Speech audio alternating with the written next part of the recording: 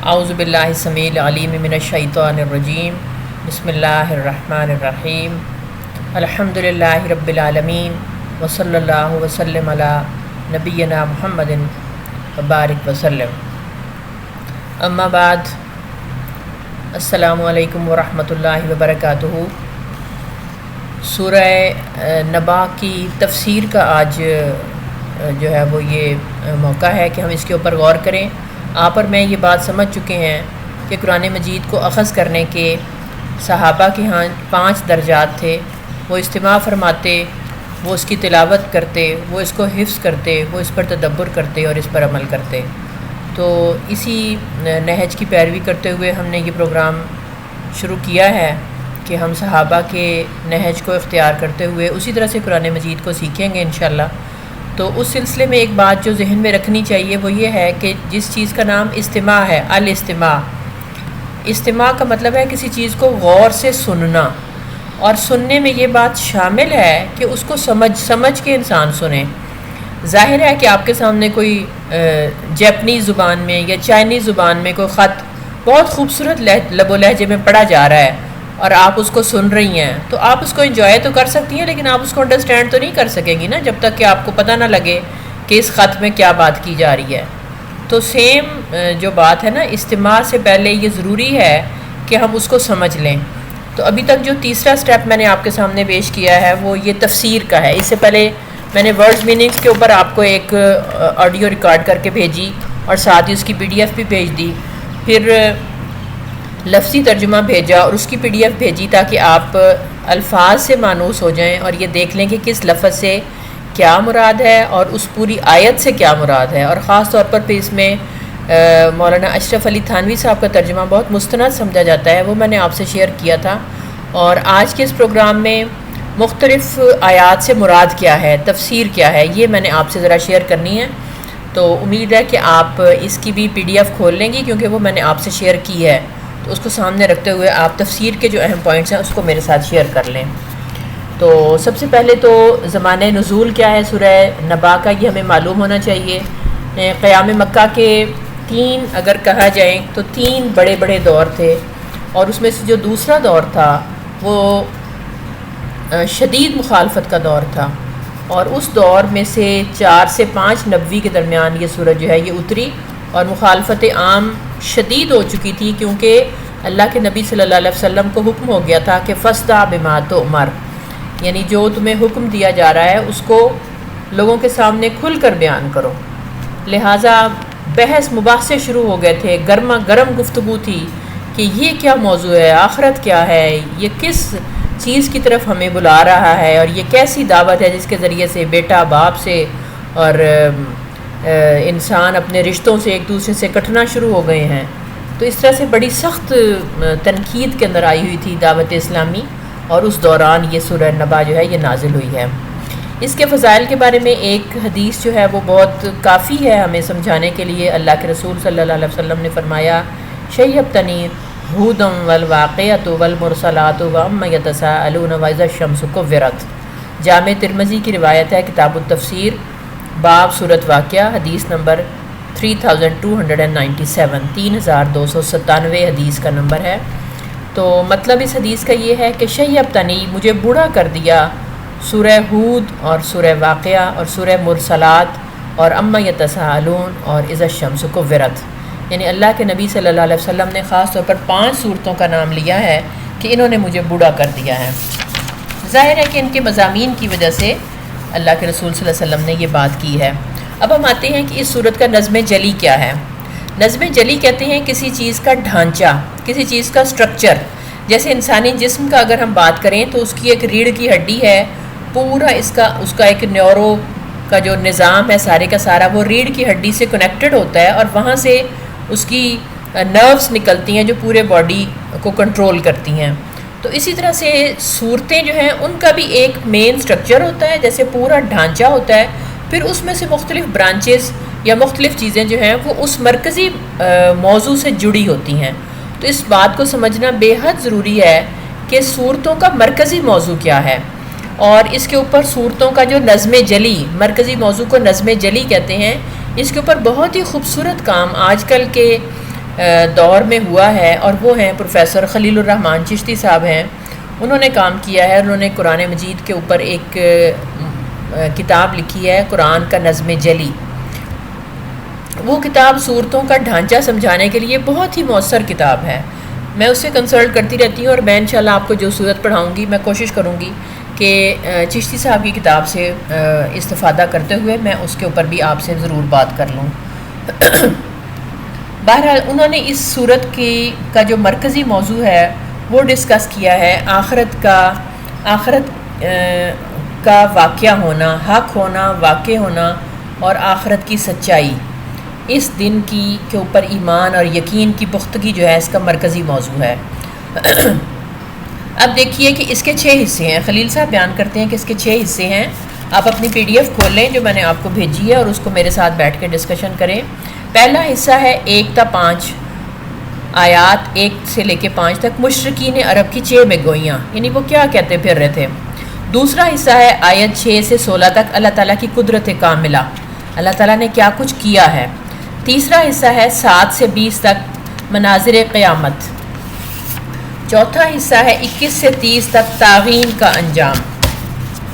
پانچواں حصہ ہے 31 سے 37 تک، متقین کا انجام آخرت میں کیا ہے. اور آخری حصہ ہے آیت 38 سے 40 تک، رد شفاعت باطلہ، یعنی یہ جو تصور آخرت کے اوپر ایمان کے اندر سے بالکل جان نکال دیتا ہے وہ ہے شفاعت باطلہ کا تصور. یعنی کوئی نہ کوئی آئے گا اور ہماری سفارش کرے گا، اور نہیں کچھ تو اللہ کے رسول صلی اللہ علیہ وسلم ہماری سفارش کریں گے اپنی امت کی، اور ہم سارے کے سارے پاک صاف ہو کے بخشے جائیں گے، اور ہم سب جنت میں چلے جائیں گے. اس نے ایمان بالآخرت کی جان نکال کے رکھ دی ہے. تو اس کے اوپر آیت نمبر 38 سے 40 تک جو آیات ہیں وہ ہیں رد شفاعت باطلہ، اور اللہ تعالیٰ کا مکمل اختیار ہوگا، اور کوئی شخص جو ہے وہ اللہ کے حکم کے بغیر نہ سفارش کر سکے گا بلکہ زبان بھی نہیں کھول سکے گا. تو اس طرح سے یہ جو 6 حصے ہیں نا، ان میں سے ہر حصہ اپنے مرکزی موضوع یعنی آخرت پر دلائل سے بھرا ہوا ہے.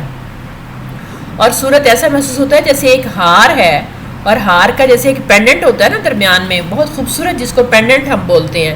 اس طرح سے اس ہار کا پینڈنٹ جو ہے وہ آخرت پر ایمان ہے، اور جتنے اس کے موتی ہیں وہ پینڈنٹ سے جڑے ہوئے ہیں. یہ 6 کے 6 موتی اپنے پینڈنٹ سے جڑے ہوئے ہیں، اور بہت خوبصورت ہار کی طرح ہے. ایسا ہار جس کا دھاگا تو نظر نہیں آ رہا، لیکن اس میں جڑے ہوئے موتی اور اس کا پینڈنٹ جھلک رہا ہے کہ کس طرح سے 6 کے 6 حصے جو ہیں وہ اپنے اصل موضوع کے ساتھ جڑے ہوئے ہیں. دوسرا اس میں ایک نظم خفی بھی چھپا ہوا ہے. نظم خفی کہتے ہیں ایک تو نظم جلی ہے نا، جیسے میں نے پہلے بات کی، جلی کہتے ہیں کھلا ظاہر، اور خفی کہتے ہیں چھپا ہوا. تو نظم خفی کے اوپر بھی تھوڑا سا غور کر لیں تو قرآن مجید کے یعنی کمالات اور قرآن مجید کا موجز بیان ہونا سامنے آتا ہے. اس کے اوپر آپ ذرا دیکھیے کہ چشتی صاحب فرماتے ہیں، اس کی بات بھی چشتی صاحب نے کی ہے، اور وہ فرماتے ہیں کہ سورہ کی آیت نمبر 3 میں قیامت کے بارے میں اختلاف نقل کیا گیا ہے، الذی ہم فیہ مختلفون، اور اسی کا جواب آیت نمبر 39 میں دے دیا گیا ہے، ذالک الیوم الحق، یہ ہے وہ سچا اور اصل دن جس کو تم جھٹلاتے تھے. گویا جس بات کو شروع میں ان کی یعنی جملوں کو بیان کیا، اس کا جواب اللہ تعالیٰ نے خود ہی آیت نمبر 39 میں دے دیا. اسی طرح سے آیت نمبر 7 میں کہا گیا ہے کہ اللہ تعالیٰ نے پہاڑوں کو زمین میں کھونٹوں کی طرح گاڑ دیا ہے، لیکن آیت نمبر 20 میں بتایا گیا کہ روز قیامت یہی پہاڑ بالکل سراب ہو جائیں گے. اور ایک اور جگہ پر قرآن مجید میں آتا ہے کہ روئی کے گالوں کی طرح اڑتے رہیں گے، اڑتے پھریں گے. سیرت الجبال فکانت سرابا. آیت نمبر 12 میں بتایا گیا ہے کہ اللہ تعالیٰ نے ہمارے اوپر 7 مضبوط آسمان بنائے، وَبَنَيْنَا فَوْقَكُمْ سَبْعًا شِدَادًا. اور آیت نمبر 19 میں بتایا گیا ہے کہ روز قیامت یہی آسمان کھول دیا جائے گا اور اس میں دروازے ہی دروازے ہو جائیں گے. وَفُتِحَتِ السَّمَاءُ فَكَانَتْ أَبْوَابًا. اسی طرح سے اس صورت میں وہ فرماتے ہیں کہ متقین اور طاغین کے درمیان ایک موازنہ کر کے دکھایا گیا ہے. ان دونوں کا انجام کتنا فرق ہوگا، اور متقین کون ہیں اور طاغین کون ہیں، یہ بہت اہم کوسچن ہے. اس کے اوپر وہ کہتے ہیں کہ خوف قیامت کے ساتھ زندگی بسر کرنے والے، یعنی زندگی میں جو کام بھی کریں اس میں اس بات کا خیال رکھیں کہ آخرت آئے گی، اور اس کے مطابق اپنی زندگی کو بسر کریں تو وہ متقین ہیں، اور خوف قیامت کے بغیر زندگی بسر کرنے والے طاغین ہیں۔ اب ہم آتے ہیں کچھ اہم اجزاء کی طرف۔ جیسا کہ آپ اور میں جانتے ہیں، قرآن مجید کو سمجھنے کا ایک اہم اصول ہے القرآن یفسر بعضہ بعضا، قرآن خود ہی قرآن مجید کے بعض حصوں کی تفسیر بیان کرتے ہیں۔ تو اب ہم اس رول کے تحت اب ہم دیکھتے ہیں کہ روز جزا جس کا انکار اور جس کے بارے میں مشرکین عرب مختلف آراء رکھتے تھے، قرآن مجید میں روز جزا کو کیسے ڈسکرپٹ کیا گیا ہے، کیسے اس کی ڈسکرپشن دی گئی ہے، تو ذرا دیکھتے ہیں۔ سب سے پہلی جو ڈسکرپشن ہے وہ سورہ نمل کی آیت نمبر 83 ہے، یوم نحشر من کل امت فوجا، وہ دن جس دن ہم ہر امت سے فوج در فوج لوگ نکالیں گے۔ یوم یقوم الناس لرب العالمین، سورہ مطففین آیت 6، وہ دن جب تمام لوگ اللہ رب العالمین کے حضور کھڑے ہوں گے۔ یوم یفر المرء من اخیہ و امہ و ابیہ و صاحبتہ و بنیہ، سورہ عبسہ آیت 37، وہ دن جب آدمی اپنے بھائی اور ماں اور باپ اور بیوی اور بچوں سے بھاگے گا۔ یہ ڈسکرپشن دیکھیں، جس کا انکار کر رہے تھے اس کی ڈسکرپشن قرآن میں کیسے آئی ہے۔ یوم لا تجزی نفس عن نفس شیئا، سورہ البقرہ آیت 123، وہ دن جب کوئی جان کسی جان کے کام نہ آئے گی۔ یوم ینفخ فی الصور، سورہ نبا آیت 18، وہ دن جب سور میں پھونک ماری جائے گی۔ وَإِذَا الْقُبُورُ بُعْثِرَتْ، وہ دن جب قبریں کھول دی جائیں گی۔ وَإِذَا الصُّحُفُ نُشِرَتْ، وہ دن جب نامہ اعمال کھول دیے جائیں گے۔ یوم یقوم الاشہاد، وہ دن جب گواہ کھڑے کیے جائیں گے۔ یوم لا ینفع مال ولا بنون، جس روز مال اور بیٹے نفع نہ دیں گے۔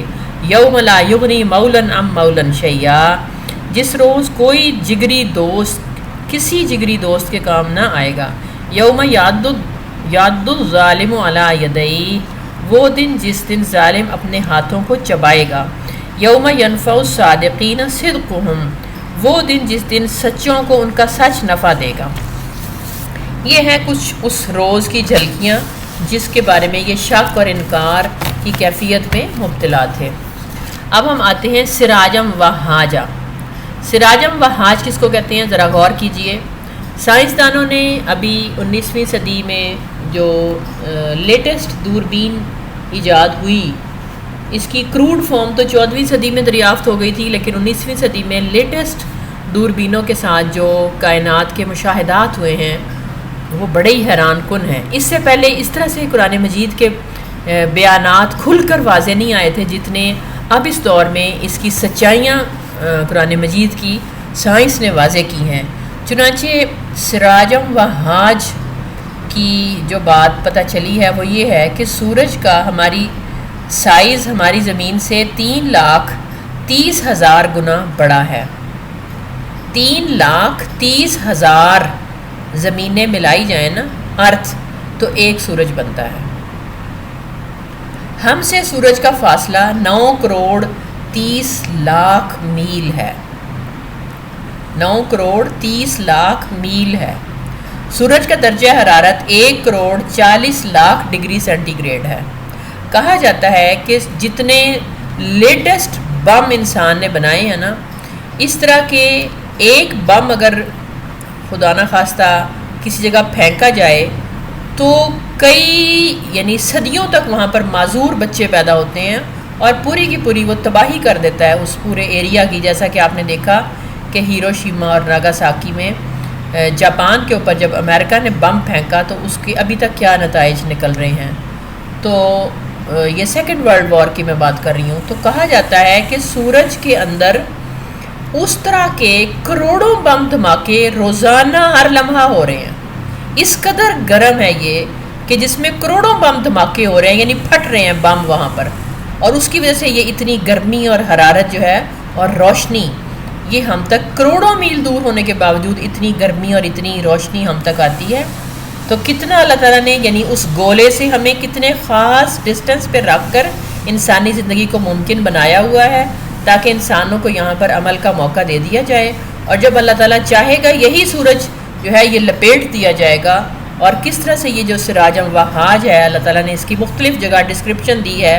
وَإِذَا الشَّمْسُ كُوِّرَتْ، جب سورج کے اوپر پگڑی باندھ دی جائے گی، جیسے انسانی سر پر پگڑی باندھ دیتے ہیں نا، تو اس طرح سے سورج کے اوپر بھی پگڑی باندھ دی جائے گی، یعنی اسی کی جو اندر کی جو اس کا روشنی ہے، اسی کے ذریعے اسی سورج کو ایسے لپیٹ دیا جائے گا۔ سبحان اللہ، کتنا بڑا نظام ہے، کتنی بڑی عظمت ہے، جو انسانی دل کے اوپر جب وارد ہوتی ہے تو انسان کی عبادت میں کیفیت ہی بدل جاتی ہے۔ اتنا بڑا رب اور اس کی نافرمانی اور اس کے دیے ہوئے احکامات سے سرتابی انسان کرتا ہے، کیسا بے خوف ہے، کیسا بے وقوف ہے۔ اس کے علاوہ اس کا قطر، یعنی اس کا جو ریڈیس اس کو انگریزی میں کہتے ہیں، اس کا قطر 8,26,000 میل ہے۔ اتنا بڑا سائز ہے اس کا، یہ زمین کے قطر سے 109 گنا بڑا ہے۔ گویا 109 زمینیں ہوں تو ایک سورج بنتا ہے، اور بعض ستارے ایسے بھی ہیں جو سورج کے قطر سے 108 گنا بڑے ہیں، یعنی سورج سے 108 سورج ملائے جائیں نا، 108 سورج تو ایک ستارہ بنتا ہے۔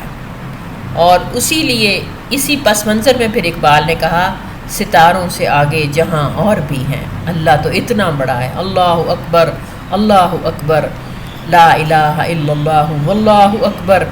اور آج کل تو ویسے ہی تکبیرات کے دن ہیں، سبحان اللہ، اللہ کی بلندی کا ورد کیجئے اور چلتے پھرتے اللہ کی کبریائی بیان کیجئے، وہ کتنا عظیم ہے، وہ کتنا بڑا ہے، اور اس کا لایا ہوا دن کتنا بڑا ہوگا، اور کس طرح سے وہ انسانوں کو اپنے سامنے کھڑا کرے گا، اور کیسے جرت ہوگی، کیا ہاتھ میں ہوگا جو اس کے سامنے انسان پیش کر سکے گا۔ اب ہم آتے ہیں احقاب سے کیا مراد ہے۔ امام طبری رحمۃ اللہ علیہ نے اپنی تفسیر میں علی ابن ابی طالب رضی اللہ تعالیٰ عنہ سے ایک روایت بیان کی ہے کہ حقب کیا ہے۔ وہ فرماتے ہیں کہ علی ابن ابی طالب نے فرمایا رضی اللہ عنہ، نجدہ 80 سنہ، یعنی حقب زمانے کا وہ عرصہ ہے جسے ہم 80 سال کہتے ہیں۔ کل سنۃ 12 شہرا، ہر سال کے 12 مہینے ہوتے ہیں۔ کل شہر 30 یوم، ہر مہینے کے 30 دن ہوتے ہیں۔ اور کل یوم 1000 سنہ، ہر دن 1000 سال کا۔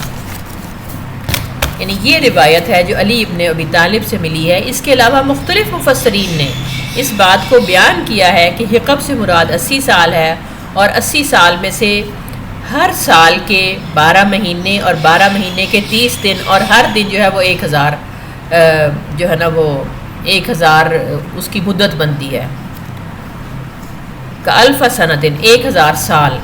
تو اب آپ اندازہ لگائیے تو یہ کتنے، یعنی کروڑوں، ٹریلینز میں، اس کی کیا دلیل ہے کہ ہر دن جو ہے وہ 1000 سال کا ہوگا؟ یہ خود سے بات بنا لی گئی ہے؟ نہیں، اس کے دلیل جو ہے سورہ سجدہ کی آیت نمبر 5 ہے۔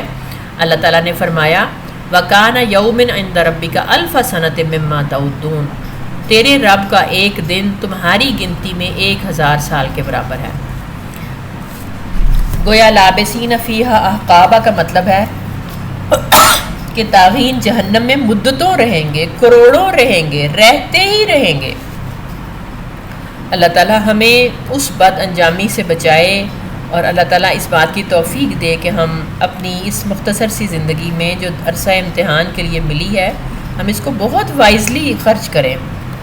خلقناکم ازواجا، اس پر غور کیجئے، اللہ تعالیٰ نے مرد اور عورت دونوں کو الگ الگ جنس کی شکل میں پیدا کر کے ان کے درمیان مودت اور رحمت پیدا فرمائی ہے، اور ان دونوں کو ایک دوسرے کی ضرورت بنا دیا ہے تاکہ معاشرے کا تسلسل چلتا رہے۔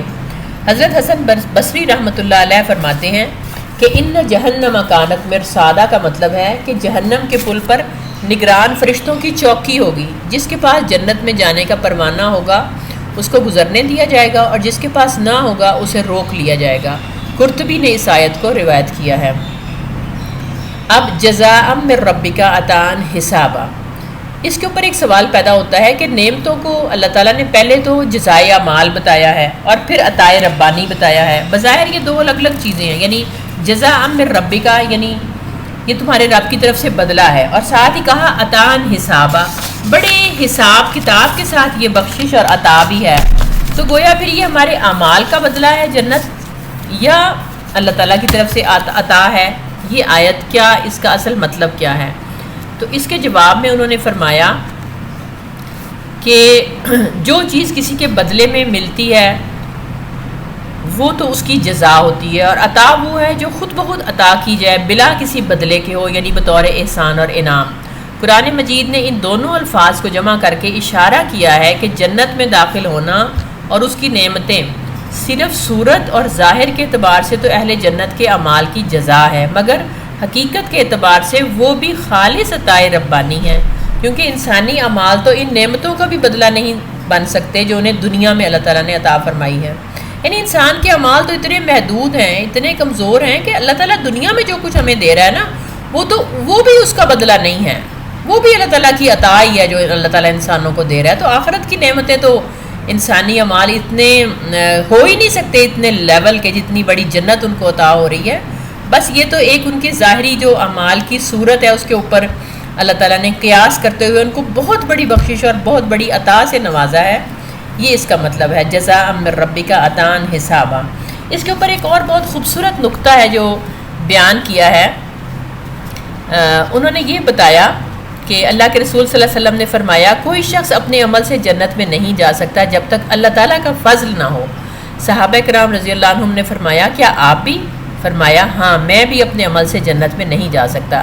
حضرت مجاہد رحمۃ اللہ علیہ نے اس جگہ یہی معنی لے کر اس آیت کا مطلب یہ بتایا ہے کہ یہ عطائے ربانی جو ہے اہل جنت پر ان کے اعمال کے حساب سے مبذول ہوگی، یعنی ہر ایک پر جو عطا ہوگی نا وہ ان کے اعمال کے اکارڈنگلی ہوگی۔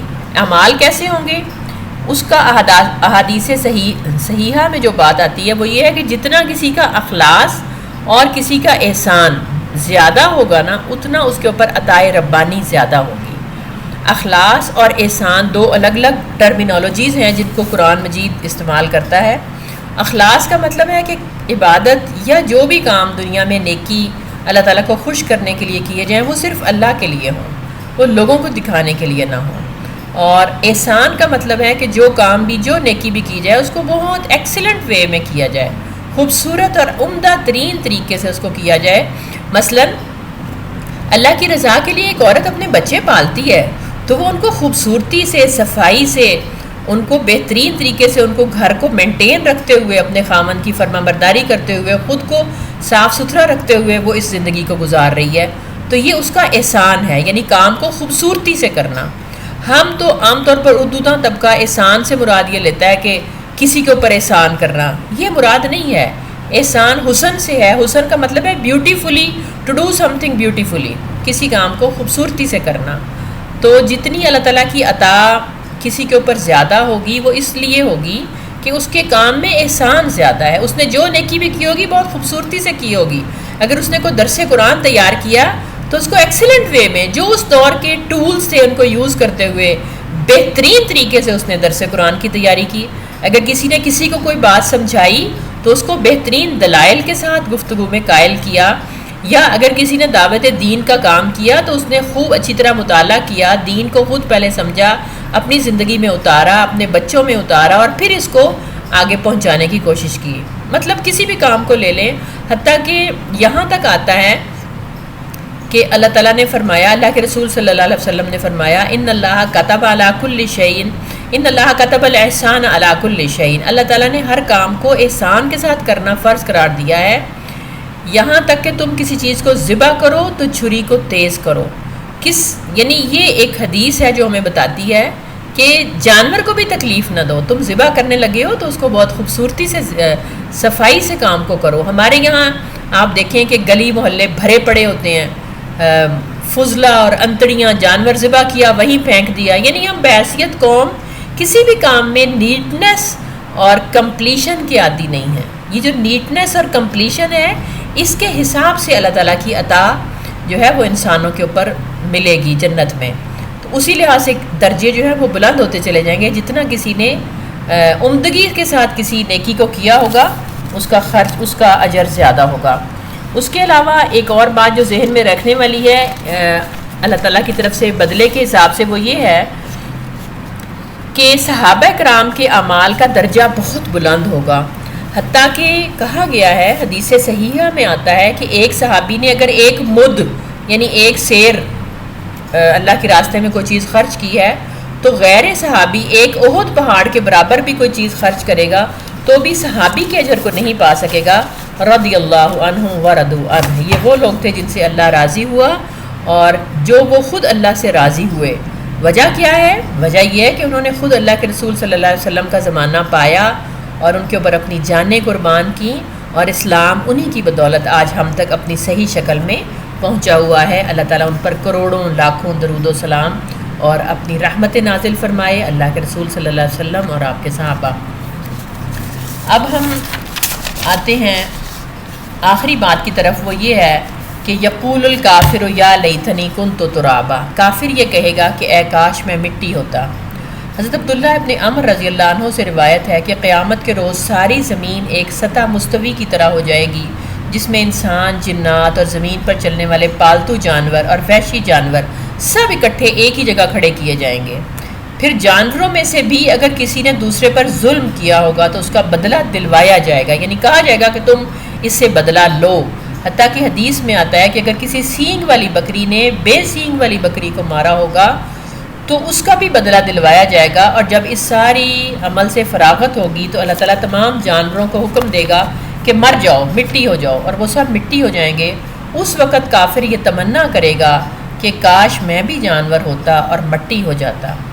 ایک اس آیت سے مراد یعنی یہ ہے یقول الکافر یا لیتنی کنت ترابا، یعنی اس موقع پر جب یہ جانوروں کے ساتھ یہ ہو رہا ہوگا نا تو کافر یہ کہے گا، کیونکہ اس کو اپنا نامہ اعمال اور آنے والے حالات نظر آ رہے ہوں گے کہ میں اب پھنسنے والا ہوں بری طرح، تو وہ پھر اس وقت یہ کہے گا۔ بہرحال اس سے مراد اس کے علاوہ بھی ہو سکتا ہے کہ جب حساب کتاب کے مراحل میں کافر بار بار یہ کہے گا یا لیتنی کنت ترابا، نعوذ باللہ منہ۔ اللہ تعالیٰ ہمیں اس سے اپنی پناہ میں رکھے۔ واللہ سبحانہ و تعالی عالم۔ سبحان ربک رب العزت عما یصفون وسلام علی المرسلین والحمد للہ رب العالمین۔